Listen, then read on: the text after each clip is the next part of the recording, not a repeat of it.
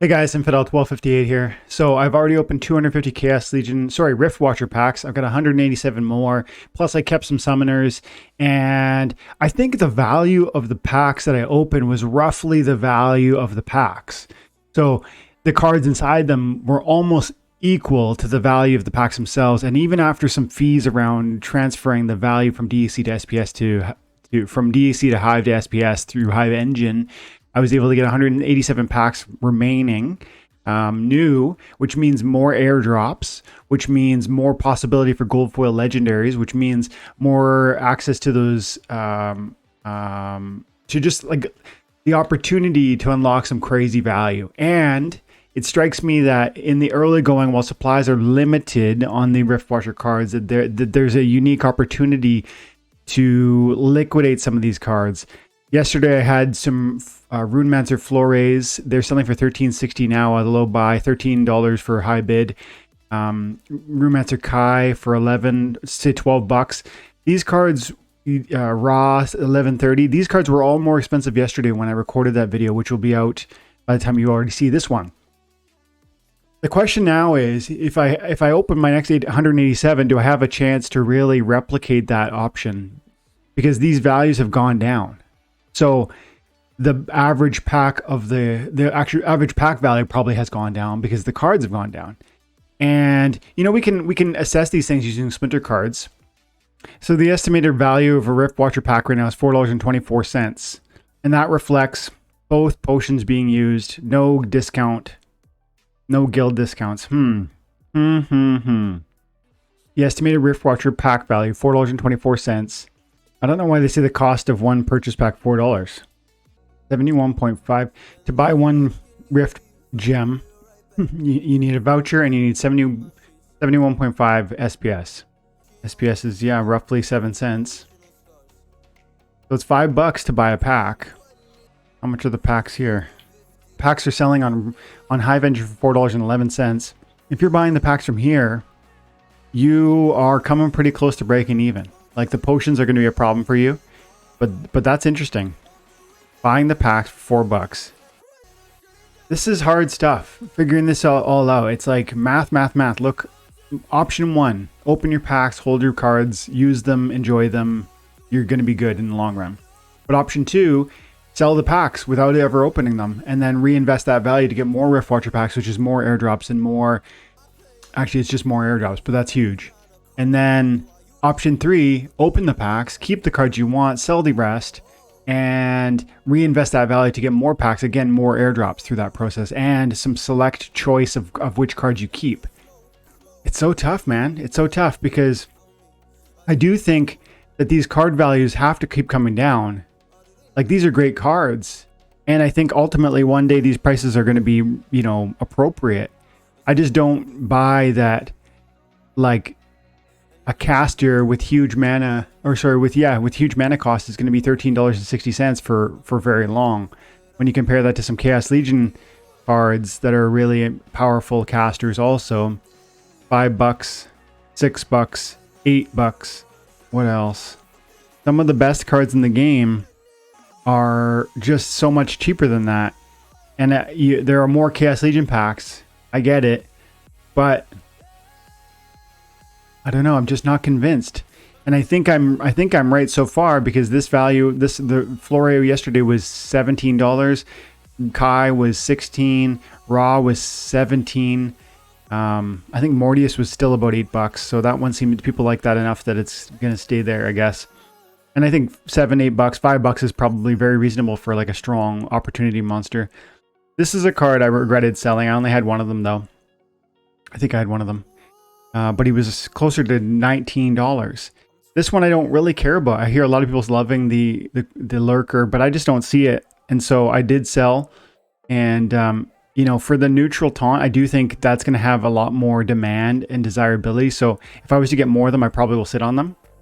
But I don't regret having sold what I acquired. And I should add that I was able to, so I've got, a handful of Vispas and Ilthanes. The rest of the cards all sold. And so I was able to sell the packs for, I think it was $900. The cards in the packs for $900. And then acquire another 187. Using the vouchers too, I mean, I'm losing something, right? I had 250 packs and I opened them and I came back with 187 new ones. So I'm losing. But I'm also keeping these cards, which are a $76 value at the time of me recording. So call it $1,000 worth of assets came out of my packs, and 900 turned into cash, into DEC, which went back into Rift Watcher packs, and 75 remain in card assets that I'm currently holding. And those packs are worth, 250 packs times 5 is 1250, which is to say that, that's like a 20% reduction, right? It's not small, but sometimes these are worth it. It's really hard stuff to think through, and I wonder what you guys are doing. I'm really torn. I kind of want to open these and then just see, but I don't have the potions yet. And maybe do what I said, like still sell into this, because I continue to think there's going to be more Rift Watcher packs opened, and those prices in many cases will continue to tick down. Let's open a few packs. What do we got here? Let's try and open 87. I have enough potions for it, or it would have said you don't have enough potions. So this is me opening essentially now 327 packs. There's certainly a possibility I get a legendary gold foil, and that would be really amazing. There's a legendary. Let's open the legendaries last. I like these cards. I like all of them. I want to keep them. But as with all things in Splinterlands, it's like the question isn't just do you like it? It's like what else could you do with the value? If you decide to sell it, what else could you do with that value that might really impact what you're able to do in Splinterlands? Clearly these cards are powerful. Clearly they have huge synergies. They're going to set me apart from a lot of players who never will have these. Oh, there's an epic. Oh, 3 Dallins. Nice. I don't really care about Dallin, but still. Septic Slime I really do want. I think if I end up selling these cards, or the cards that I don't, I think the recipe for me now with 187 packs remaining is selling certain cards that I don't feel I need, and making sure I acquire the ones I really strongly feel I need. And there are certain cards here that I think are, super important. Septic Slime is actually one of them.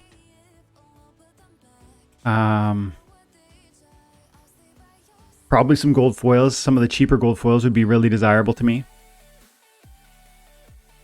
And of course, some of those legendaries are wild. This is a card I feel is super strong. Queen of Crows is a strong one too. Nice. Don't really care so much about him, but I'm building a gold foil deck, so every gold foil I can pull out is obviously helping me. I don't think I'll sell any of these gold foils unless I really feel their value is far higher than some equivalent cards. That's one of the ways. It's so hard to navigate, but one of the things that I'm looking for when I do make choices to sell things is I'm always trying to understand how it compares to some equivalents out there. There's a card like Tinderlock, such as Hero of Beyond. How are the pricing of these cards similar? And it's not a perfect comparison because Hero of Beyond is a life splinter card, and also he is an older. I think he's an Untamed, if I remember correctly.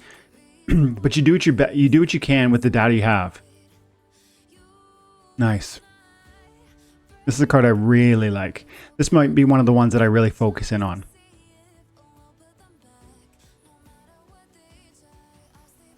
Love all the gold foils, guys. Love it.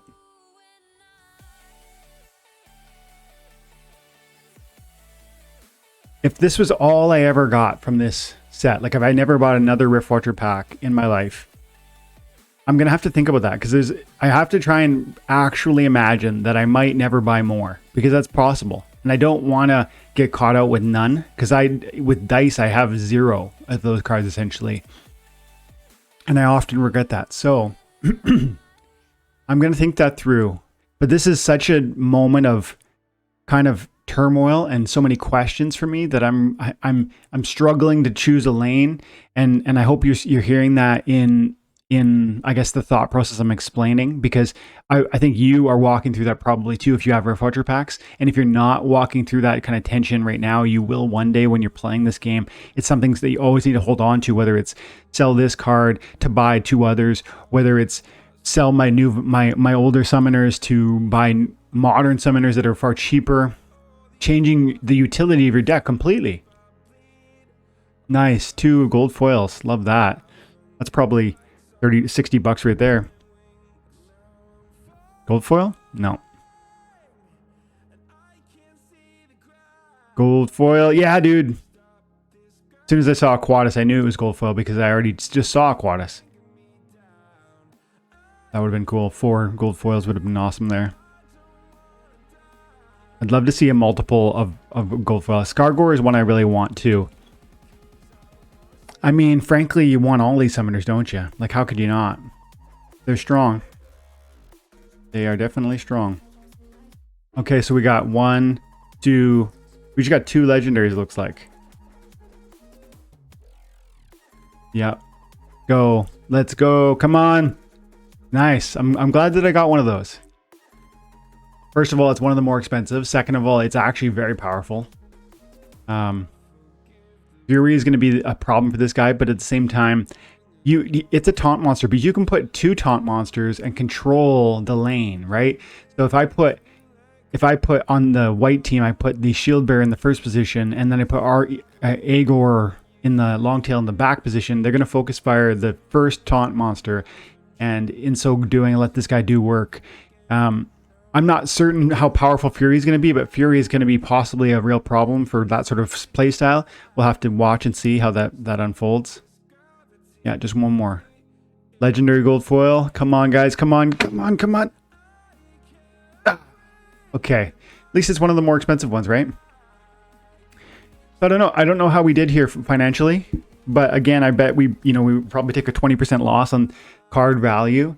But the opportunity to really roll some crazy stuff, right? And to open packs. And you know how opening packs is fun. So I'm glad we did it. Let's go check that out. Let's go check that out on Peak Monsters. Go more. Analyze packs.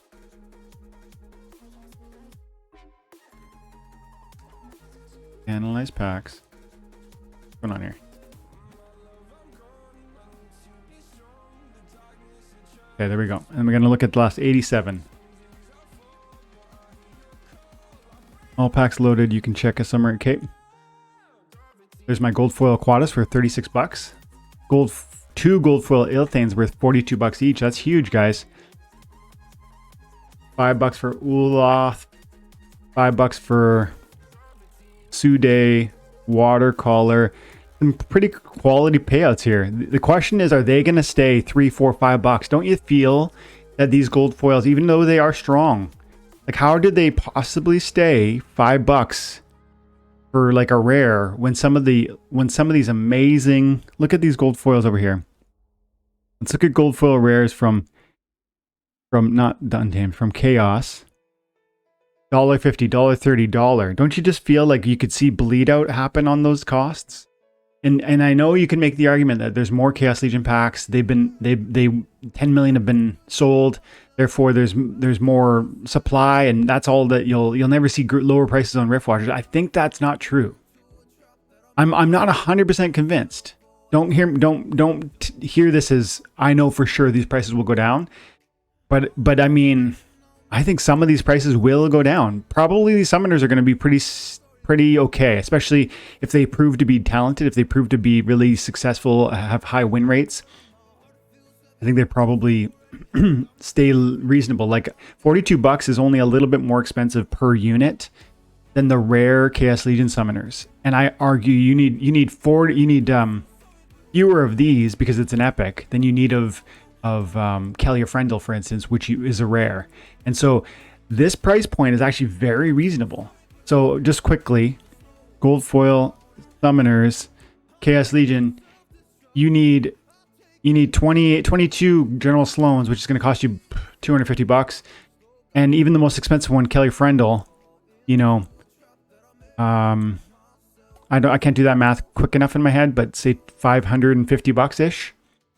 Versus $5.50 for Kelly Frendel. What do you mean you can't show me a Rift Watcher? There's no Rift Watcher gold foils on the market? Peak Monsters, what are you doing to me right now? Gold Summoner. There. Okay. So, this one is $34. It's a little bit more than the Kelly Frendel. This spot is $50. But let's look at Dallin. You only need 10 of these. So this card is going to cost you cheaper than a gold foil rare summoner from Chaos Legion. I don't think that these prices stay this low. I do think these cards go up. And then you remember land and what that's going to do. And remember gold foils, especially because we got gold foil tournaments and gold foil brawls and brawl rewards coming. So I think gold foil summoners are going to be a real, like, these prices are probably low. So it's not like every Rift Watcher card goes down from here. I think some probably do go up or stay stable for a long time. I don't see these getting cheaper and cheaper. Maybe like a little bit of movement up or down, but I feel like these are hold. But I say to myself, are these a hold? Like, look, some of them are $1.50. These are commons. What about these rares? The cheapest rares right now are $3.66 versus Chaos Legion. And again, it's a different vibe. It's a different thing. It's a different issuance number. But don't you just feel that these prices, the Chaos Legion prices, have bled out and bled out and bled out? And don't you just think that Rift Watchers could too? Because, you know, there's only 700,000 packs available now. But what about when there's 2 million? There is going to be more supply of each of these cards. Won't that necessarily push the value down? Do you think that they're each so good we're going to buy them up? I think because there's so many options in this game, even good cards will suffer in price point because there's just too many ways for our attention to go. And that's going to detract from any one of the really good cards really wildly price appreciating. And so if you have them, maybe it is a play to sell. But the problem is you never know. And so if the card is excellent and you feel you need it, that's not a wise play. Right? If you feel you need it, you dollar cost average, regardless of whether it goes down. You just say, I needed it, I wanted it, I had to have it, and you DCA. This is the battle, though. What else did we get here? $16 for Agor, yep. A lot of 1s and 2s and 3s and 4 values. Not bad, though, man. I bet we're 20% lower, right? Let's have a peek. My total value, $400. Total value $400, and we opened 87 packs. So what is that? 87 times 5. So 435, but we have to add to that. We had to pay vouchers, right? And vouchers are 50 cents probably.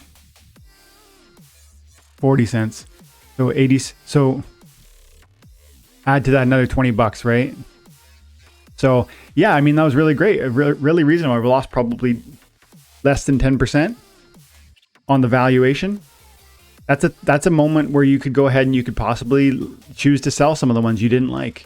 When your margin is that close, you could go through and hand select. Well, Dwayne, you feel those gold foil summoners are not going to go down, so I'm going to hold those.